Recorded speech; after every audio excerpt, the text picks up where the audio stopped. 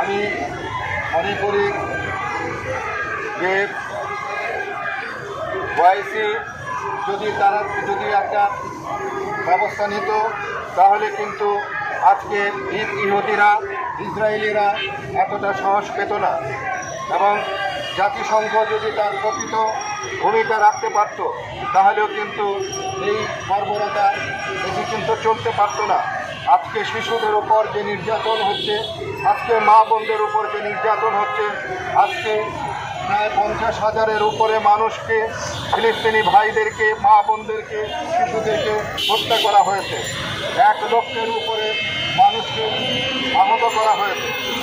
সেই আহত এবং নিহত পরিবারের যে করুণ অবস্থা, সেটা আমরা দেখে আমরা সহ্য করতে পারিনি। যার জন্য আজকে আমরা এই রাস্তায় নেমেছি, রাস্তায় প্রতিবাদের জন্য আমরা রাস্তায় নেমেছি, প্রতিবাদ করার জন্য আমরা রাস্তায় নেমেছি।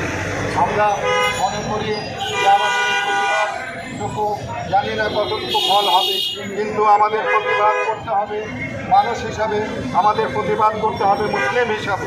আমরা মুসলিম এবং মানুষ হিসাবে আমাদের এই প্রতিবাদটুকু আমরা বিশ্বের দরবারে আমরা রেখে যেতে চাই।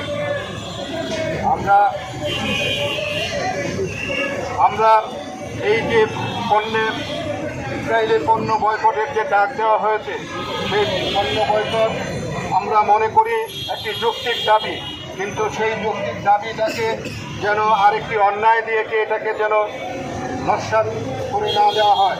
এই যে লুটতরাজ হচ্ছে, সেই লুটতরাজ যেন বন্ধ